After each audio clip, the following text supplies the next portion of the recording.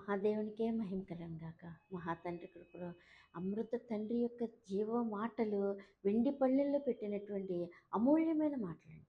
ఇటు జీవాధిపతి మాటలు మనం తెలుసుకోవాలి, వినాలి, ఆ మార్గాన్ని వెళ్ళటానికి ప్రయత్నం చేయాలన్నమాట.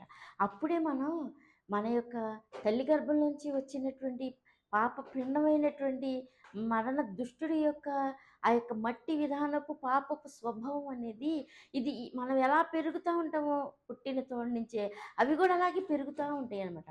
కాబట్టి మనకంటూ మంచి విధానం పరిశుద్ధత అనేది ఉండదు. కాబట్టి మంచి అనే మార్గం మనకు తెలియదు, వెలుగనే మార్గం మనకు తెలియదు, జీవం అనే మార్గం మనకు తెలియదు. ఎందుకంటే మన విధానంలో రెండు ఉంటాయి అన్నమాట. మంచి అనేది తెలుసుకోవాలని ఉంటుంది, మంచి అనేది ఎక్కడ దొరుకుద్ది తెలియదులే. మనకేం మంచి, ఇప్పుడు మనం ముందున్న వాళ్ళు చేసిందే మంచి, మనం నడుస్తుందే మంచి అని అనుకుంటూ వెళ్ళిపోయే విధానపు అవివేకపు విధానమే అజ్ఞానము. ఆ యొక్క దేవుని పుట్టించిన పరిశుద్ధ దేవునికి, ఆ యొక్క దేవుణ్ణి తెలుసుకోవాలి, ఆ యొక్క ప్రాణం పెట్టాడే ఇంత స్వామి అని ఆయన వైపు చూసే కన్నులు, ఆయన వైపు తిరిగే మనసుని ఏం చేస్తుందంటే అది పెరగకూడదని వాడు తల్లి గర్భంలో ఉన్నప్పుడే పాపంతో కల్పించేసి నింపేస్తూ ఉంటాడు అనమాట. అట్టకి లోక విధానంలో ఎలా పాపంగా పెరిగిపోతామో సేమ్ ప్రతి మనిషి అంతేనమాట, ఆ ఎదుగుదల అనమాట. ఈ విధానపు మార్గంలో పరమ పురువాసుని మనం తెలుసుకోలేం. ఎందుకంటే దేవుడు ఏం చేశాడంటే ఆయనే సాక్షాత్తు వచ్చి, అందుకే ఆ యొక్క రక్తంతో, ఆయన యొక్క పరిశుద్ధ గొర్రెపిల్ల విజయ రక్తంతో మనల్ని కడిగితే ఈ యొక్క విధానపు చీకటి పొరలు, ఈ యొక్క చీకటి అడ్డు తెర, ఈ యొక్క చీకటి విధానం తొలగిపోయిందంటే ఆ యొక్క నీతి స్వరూపుడి యొక్క వెలుగు మాటలతో మన బ్రతుకు కనిపిస్తుంది, తెలుస్తుంది అనమాట. అయితే ఇది సంపాదించుకోవడానికి ఏమాత్రం కూడా ఆయన వైపు మొగ్గు చూపనివ్వకుండా ఉండటం కోసమే అది తల్లి గర్భంలో ఉన్నప్పుడు నాటేస్తుంది అనమాట చెడుతనం అనేది. అయితే ఆ పిండంతో పాటు వచ్చేస్తాం కాబట్టి అది కూడా పెరిగిపోతూనే ఉంటుంది. ఇప్పుడు ఒక మంచి మొక్కతో పాటు ఒక కలుపు మొక్క పెరిగామనుకోండి, అది పేకనంతసేపు ఎంతసేపు ఇది కూడా పెరిగిపోతూనే ఉంటుంది బ్రహ్మాండంగా. దీనికి ఎరువేస్తున్నాం, దీనికి తిండి పెడుతున్నాం, దీనికి మంచి మొక్కే కదా అని పెట్టేస్తున్నాం కానీ పక్కన ఈ యొక్క కలుపు మొక్క కూడా భయంకరంగా పెరిగిపోయినప్పుడు ఇది ఎదగదు మంచిది, దీనిలో సగం 3 వంతులు 3.5 వంతులు మొత్తం అదే తీసేసుకుంటుంది అనమాట. అందుకనే రైతు ఏం చేస్తాడంటే కలుపుని పీకేస్తూ ఉంటాడు అనమాట, లేకపోతే వాడికి పంట చేతికి రాదు. అలాగే దేవదేవుడు ఏం చేస్తున్నాడంటే మన హృదయంలో ఉన్న ఈ యొక్క దేవుణ్ణి తెలుసుకోకూడదు, దేవుణ్ణి అంటే ఏంటి, మార్గం అంటే ఏంటని తెలుసుకోకుండా అనేక విధమైనటువంటి కలుపు విధానపు మార్గాన్ని ముంచేసి పెట్టేసి అది పెరగనిస్తుంది అనమాట. ఆ యొక్క గురుగుని ఎవరి వల్ల కాదనమాట. అందుకే హృదయం అగాధమైన వ్యాధితో ఉంటదనమాట. ఈ యొక్క వ్యాధితో ఉన్నవాడు, ఇప్పుడు ఎవడన్నా రోగం ఉన్నవాడు కళ్ళు తెరిచి చూస్తాడండి, చూడలేడు, ఏమీ తెలుసుకోలేడు, ఎవరితో ఉండలేడు అనమాట. అలాగే పరిశుద్ధ కన్న తండ్రి వచ్చాడని ఆ యొక్క జీవపు వాక్యాన్ని మనం తెలుసుకోలేం, ఆయన్ని మనం చూడలేని హృదయం ఘోరమైన వ్యాధి గల విధానంలోనికి తీసుకెళ్ళిపోద్ది అనమాట ఈ కలుపు మొక్క, ఈ యొక్క గురుగు విధానం అనమాట. ఇందుకోసమే అదేం చేస్తుందంటే బాల్యంలో కాదు తల్లి గర్భంలో ఉన్నప్పుడు ఈ పాప విధానాన్ని నాటేస్తాడనమాట. కాబట్టి పరమపురివాసుడు తెలుసుకోలేం. అయితే జీవాధిపతి ఎంతో అమృత తండ్రి ఆనాడు మొదటి కాలంలో ఎట్లా ఆదం గారిని కరుణించాడో అట్లా దేవుని చేతులు స్వయంగా చేసి ఆయన ఊపిరి పెట్టి బయటికి తీసుకొచ్చాడు.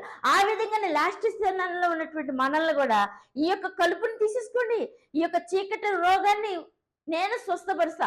ఒక్కసారి మీరు బ్రతకటానికి, మీరు నన్ను చూస్తానికి మీరు ఎలా సంతోషంగా ఉండాలి భూమి మీద కొన్ని నానా ప్రయత్నాలు చేసి నానా భయంకరమైన విధానాలు పడతారు, ఆ విధమైన విధానంలో మీరు కూడా నాతో ఉండాలంటే, మీ ఆత్మ నరకానికి పోకూడదు అని అంటే నా దగ్గర ఉంది రండి మందు, నా దగ్గర ఉంది రండి జీవపు బంగారపు వెండి బంగారపు పళ్ళులో పెట్టిన ఈ యొక్క దేవుని మాటల యొక్క శక్తి బలము యొక్క పరమ వైద్యుడి యొక్క మాటలు వినండి, చూడండి. ఇవన్నీ తెలుసుకోవాలనుకుంటే ఇవి తింటే, ఈ దేవుని వాక్యాన్ని తింటే, తెలుసుకుంటే మీరు స్వస్థత నుండి, మీ హృదయ స్వస్థత, మీ కళ్ళు స్వస్థ, హృదయ స్వస్థత నుండి నేనెవరో గుర్తిస్తాను, నేను ఎక్కడున్నానని తెలుస్తుంది. అంతలాగని అపోస్తలుడైన పౌలు గారు కూడా ఈ లోక విధానాలు నేను గమానియేలు గారితోనే గొప్పగానే ఉన్నాను, నేను గొప్ప మత ప్రవిష్టుడిగానే ఉన్నాను, అయితే కొత్తగా వచ్చిన యేసయ్య ఎవరని ఆయన ప్రాణం పెట్టిన యేసయ్య యొక్క ఆ యొక్క ఆదిమ సంఘాన్ని హింసించేసే ఆ యొక్క చీకటి పాప రోగంతో కళ్ళు పొరలతో నింపబడిపోయినట్టు ఈ వాక్యాలు తెలిస్తే మనకు తెలుస్తుంది అనమాట. ఆ విధంగానే ఈ లోక విధానంలో మనం కొట్టుకుపోతూనే ఉంటాం, తెలుసుకోకుండానే ఉంటాం. ఇంకా ఇప్పటి వరకు తెలుసుకోకపోతే ఆయన త్వరగా వచ్చేస్తున్నాడు కాబట్టి ఆయనతో ఉండాలని ఆశ కలిగి ఉంటే, ఎవడైనా జీవాధిపతిని కలిగి ఉండాలని అనుకుంటే, ఆయన పొందుకోవాలనుకున్న మంచి మనసు యోగ్య హృదయం ఎవరికన్నా ఉంటే, ఇటు జీవాధిపతి యొద్దకు వస్తే, ఆయన మాటలు వింటే, ఆయనతో వెళ్తే, ఆయన ఏంటని తెలుసుకుంటే రెండు ఉండదు. మరణ మార్గం ఉండదు, జీవ మార్గం ఉండదు, తప్పుడు బోధ ఉండదు, చెడు విధానపు మార్గంలో తీసుకుపోయే విధానం ఉండదు. దేవుని వాక్యము తెలుస్తుంది. తెలుసుకునేది ఇదే ఎక్కువగా ఉంటుంది అనమాట. ఈ చెడు విధానమే ఎక్కువగా ఉండి అనేకమైన పనికిమాల ప్రశ్నలతో, పనికిమైన ఆలోచనతో, అవివేకంతో, ఎందుకంటే ఇట్టి గొప్ప బంగారు ప్రాణం ఇచ్చిన క్రీస్తు ప్రభువుని తెలుసుకోకుండా మనం కొట్టుకుపోతానికి, నడుచుకుపోతానికి, జీవితకాలం అవజేసుకుంటానికి మనం ప్రయాసపడిపోతానే ఉంటాం అనమాట. అయితే ఏం సంపాదించుకున్నాను చెప్పండి? నువ్వు బ్రహ్మాండంగా వెండి పోతలు, బంగారు పోతలు ముంచి లేపి నువ్వు బతికినా కానీ నీకుండేది ఎంత చేమంత 80 సంవత్సరాలు 70 సంవత్సరాలు చేమంత అది అయిపోయింది అనుకో. నీ యుగ యుగాలు బ్రతకాల్సిన నీ ఆత్మ ఏం చేస్తుందంటే ఈ లోకంలో స్వస్థత అందలేదు కదా, ఈ లోకంలో నేను స్వస్థపరుస్తానని, ఉచితంగా నిన్ను రక్షిస్తానని, నీకోసం నేను ప్రాణం పెట్టానని ఇటు జీవాధిపతిని తెలుసుకో. భార్య నుండి తెలుసుకో, కడుపులో ఉన్న అసలు తెలుసుకోకుండా ఈ దుష్ట విధానమే ఎక్కువగా ఉంటది కాబట్టి, మనం దేవుని మార్గాన్ని తెలుసుకోలేదు కాబట్టి ఈ ఆత్మ బతికే ఛాన్స్ ఉండదు. ఈ ఆత్మ దేవుని జీవ మార్గంలోనికి రాదు. నువ్వు ఆయన కోరుకుంటే కదా, నువ్వు రోగాన్ని ఇక్కడ మాన్పించుకుంటే కదా ఇంకొన్ని సంవత్సరాలు బతుకుతావనేదే కదా ఈ ఫిలాసఫీ ఈ లోకంలో. అలాగే నువ్వు ఈ యొక్క మరణ పాపాన్ని నువ్వు కడిగి వేయాలనుకుంటే, నువ్వు దేవాది దేవుడు, పరిశుద్ధుడు, అగ్ని స్వరూపుడు, 1000 కోట్ల సూర్యులు కూడా చాలు అంత తేజస్వరూపుడైన చూస్తానికి ఆయన కలిగి ఉంటాడు. ఆయనతో సహవాసం కలిగి ఉండటానికి నువ్వు ఇష్టపడితే, నిజంగా కనపడని యొక్క పరమపురివాసుడి యొక్క మాటలతో వింటే, మొదటి మెట్టు ఎక్కితే రెండో మెట్టు ఆయన చూస్తావు అనమాట, మూడో మెట్టు ఆయన చూస్తావు, 4 మెట్టుకి ఎక్కి వెళ్ళిపోతావు. ఎవడు పిలిచినా ఇంక ఈ లోకం కాదు, ఇంకేం లేదు, నువ్వు ఆయనకే వెళ్ళిపోవు. అంతటి గొప్ప జీవపు మార్గాన్ని ఏం చేస్తుందంటే ఈ చేదు వేరుంది చూడండి, చంపి పాడేసే ఈ దుష్ట మరణపు ఆలోచన, ఈ లోకాధికారి విధానమే, ఆడి యొక్క విషయమే ఉందో చూసారా, ఇదే సూపర్ గా పనిచేస్తుంది అనమాట. సూపర్ పవర్ గా పనిచేసేసి ఏం చేస్తుందంటే వీడిని లగనివ్వదు.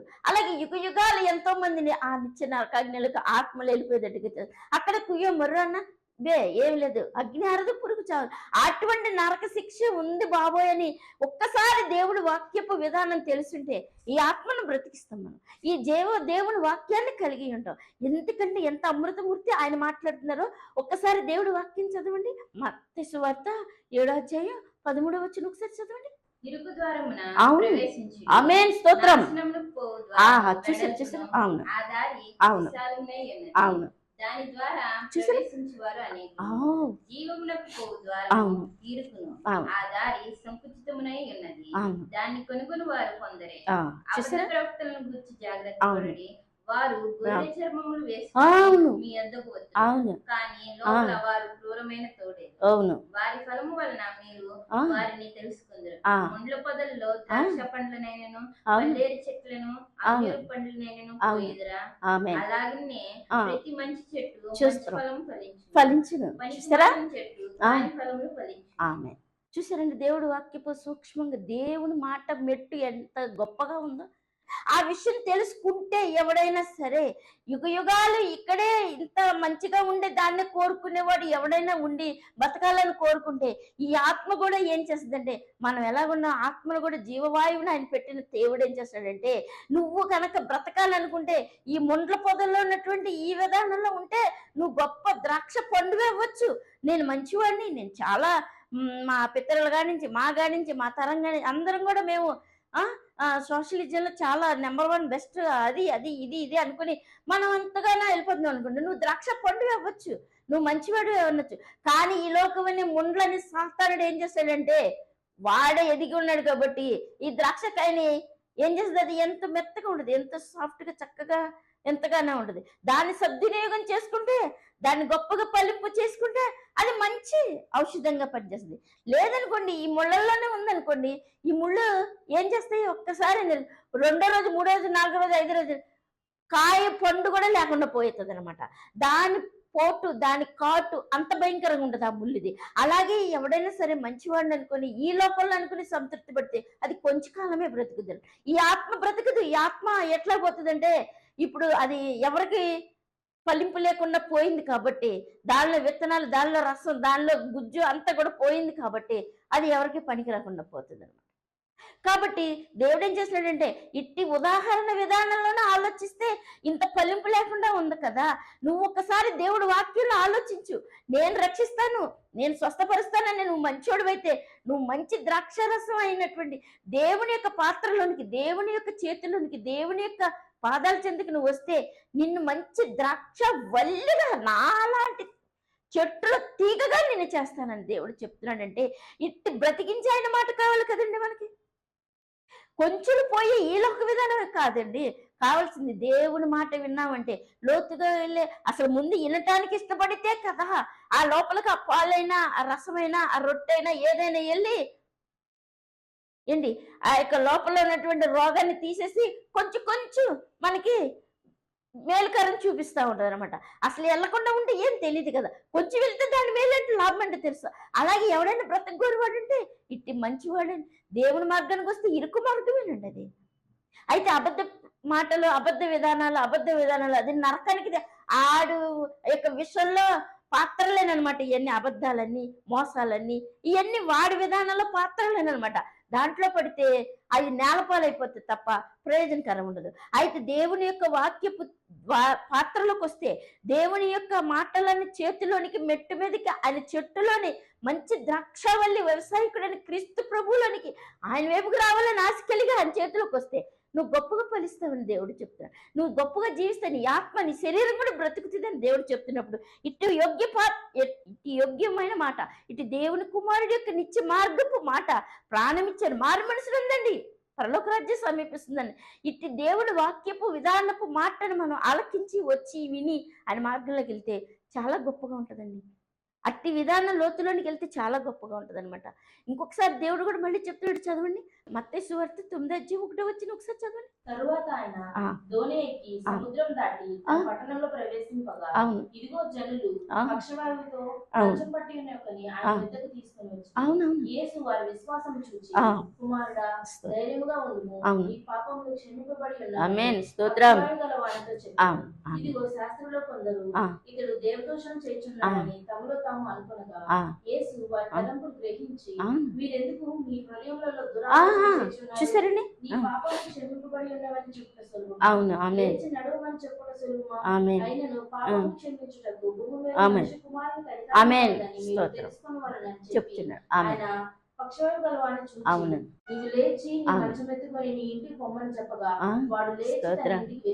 ఆమె చూసారండి.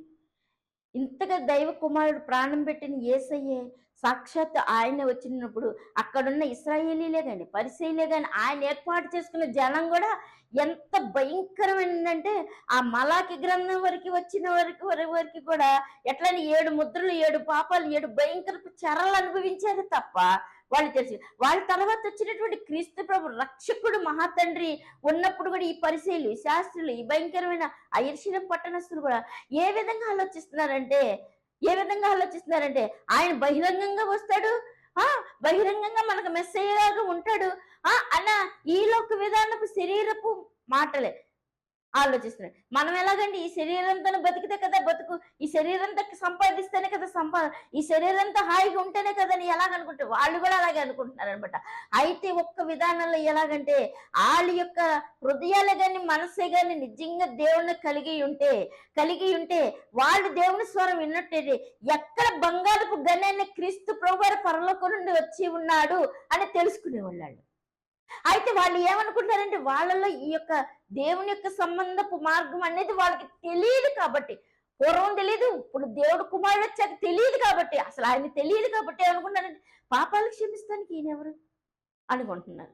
పాపాలు క్షమిస్తానికి ఈయనెవరు అని అనుకున్న వరకు కూడా చివరి గట్టి వరకు కూడా కల్వరి సిలువలో ఆ యొక్క ప్రాణం తీసేసి రక్తాన్ని నేల కార్చేసినా కూడా ఆ యొక్క సిలువలో తన రక్తాన్ని దారిపోసి ప్రాణాన్ని డొక్కలో బల్లెంతో పొడిచిన ప్రభువా వీళ్ళు ఏం చేస్తున్నారు, తండ్రి వీరిని క్షమించు అన్నాడంటే ఎంతగా పాపాలు క్షమిస్తున్నాడు మనది. ఒక్కసారి ఈ మెట్టు ఎక్కినట్టయితే వాళ్ళు ఆ రోజున ఆ కలువరి శిలువలో ఆయన ఏంటి అనేది తెలిసేది అనమాట.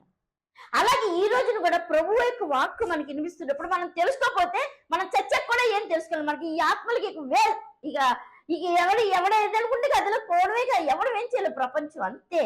ఇక ఇటువంటి గొప్ప మెట్టుని దేవుడు వాక్యాన్ని ఏం చేస్తున్నాడంటే ఆ యొక్క కుమారుని క్షమించి పాపాలు ఆ యొక్క స్వస్థతనిచ్చాడంటే ఈ రోజున కూడా మనల్ని పిన్నలమైన పెద్దలమైన ఎవరివైనా సరే ఆయన స్తుతించి ఆయన సన్నిధికి వచ్చి ఆయన వెతికి ఆయన పొందుకుంటే ఆయన పాప ఆయన ద్వారా మనం క్షమించి పడితే ఆయన కావాలని మనసు ఉంటే ఇష్టపడితే యోగ్య మనసు ఉంటే నిజంగా ప్రభు పాత్రలోనికి ప్రభు చేతులోనికి వెళ్ళాలని అనుకున్నవాడు ఎవడైనా సరే ఈ యొక్క మార్గంలోనికి వచ్చినటువంటి వాళ్ళు స్వస్థతను పొందారు.